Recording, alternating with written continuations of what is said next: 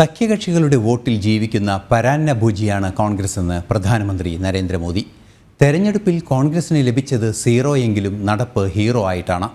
ലോകത്തിനെ സഹിഷ്ണുതയും ധർമ്മവും പഠിപ്പിച്ച ഹിന്ദുത്വത്തെയാണ് കോൺഗ്രസ് പരിഹസിക്കുന്നതെന്നും പ്രധാനമന്ത്രി ലോക്സഭയിൽ പറഞ്ഞു.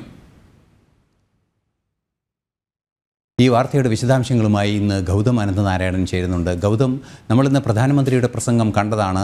ഹിന്ദു മതത്തെ തന്നെ പൂർണ്ണമായും ആക്ഷേപിച്ച രാഹുൽ ഗാന്ധിക്കെതിരെ ശക്തമായ പ്രതികരണമാണ് അദ്ദേഹത്തിൻ്റെ പാർലമെൻറ്റ് പ്രസംഗത്തിൻ്റെ അവസാനം വളരെ കൃത്യമായി നടത്തിയത്. മാത്രമല്ല, പല വികസന കാര്യങ്ങളെല്ലാം സംബന്ധിച്ചും പ്രധാനമന്ത്രി പറഞ്ഞു. രാഹുൽ ഗാന്ധിക്ക് നൽകിയ മറുപടിയുടെ ശക്തി എന്തായിരുന്നു അതിൻ്റെ കണ്ടന്റ് എന്ന് പറയാവുന്നത്?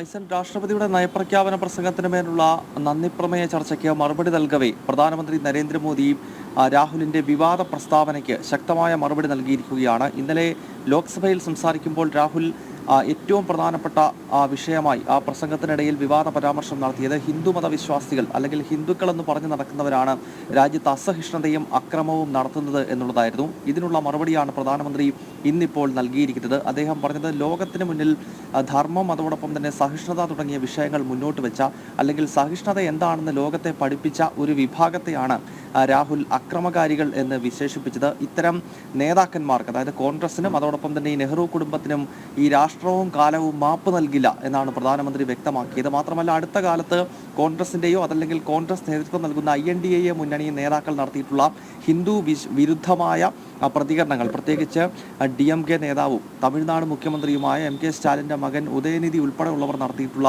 ഹിന്ദുമതവുമായിട്ട് അതല്ലെങ്കിൽ സനാതന ധർമ്മവുമായി ബന്ധപ്പെട്ട് നടത്തിയിട്ടുള്ള പരാമർശങ്ങൾ അതൊരിക്കൽ കൂടി സഭയിൽ പ്രധാനമന്ത്രി ഓർമ്മിപ്പിക്കുക കൂടെ ചെയ്തു. അതായത് ഹിന്ദുത്വത്തിനെതിരെ ഒരു വലിയ ഗൂഢാലോചന ഈ രാജ്യത്ത് നടക്കുന്നുണ്ടെന്നും അതിനെ ഗൗരവമായി കാണുന്നുവെന്നും കോൺഗ്രസ് ആണ് ഇത്തരം ഗൂഢാലോചനയ്ക്ക് പിന്നിൽ പ്രവർത്തിക്കുന്നത് എന്ന പരോക്ഷമായ വിമർശനമാണ് പ്രധാനമന്ത്രിയുടെ ഭാഗത്തു നിന്നുണ്ടായത്. ഒപ്പം കോൺഗ്രസ് നേതൃത്വത്തിനെതിരെ വലിയ തോതിലുള്ള പരിഹാസം പ്രധാനമന്ത്രിയുടെ ഭാഗത്തു നിന്നുണ്ടായി. ഈ ലോക്സഭാ തെരഞ്ഞെടുപ്പിൽ ചരിത്ര വിജയമാണ് BJPയും NDAയും നേടിയിരിക്കുന്നത്. രാജ്യത്തിൻ്റെ ചരിത്രത്തിൽ തന്നെ തുടർച്ചയായി 3-ാം തവണ അപൂർവമായി മാത്രമാണ് സർക്കാരുകൾ ഭരിച്ചിട്ടുള്ളത്.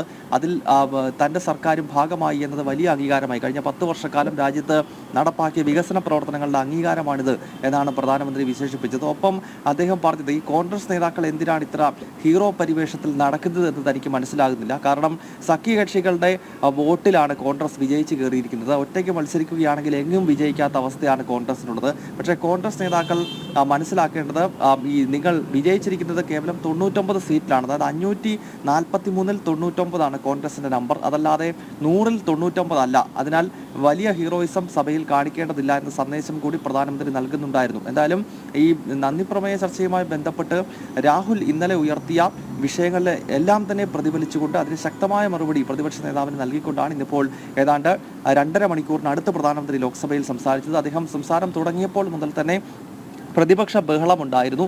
സഭാ നടുത്തളത്തിൽ ഇറങ്ങിയാണ് പ്രതിപക്ഷം ബഹളം വെച്ചത്. മണിപ്പൂരും നീറ്റ് വിഷയം ഉൾപ്പെടെ ഉന്നയിച്ചുകൊണ്ട് പ്രധാനമന്ത്രിയുടെ പ്രസംഗം തടസ്സപ്പെടുത്തുവാൻ വലിയ ബഹളം കോൺഗ്രസിൻ്റെയും അതോടൊപ്പം തന്നെ ഇന്ത്യ മുന്നണിയുടെ MPമാരുടെ ഭാഗത്തു നിന്നുണ്ടായി. എന്നാൽ ആ ബഹളത്തെ വകവയ്ക്കാതെയാണ് 2.5 മണിക്കൂറിനടുത്ത് പ്രധാനമന്ത്രി ഇന്നിപ്പോൾ സഭയിൽ സംസാരിച്ചത്. നാളെ രാജ്യസഭയിലും പ്രധാനമന്ത്രി അഭിസംബോധന ചെയ്യും. ഐസൻ.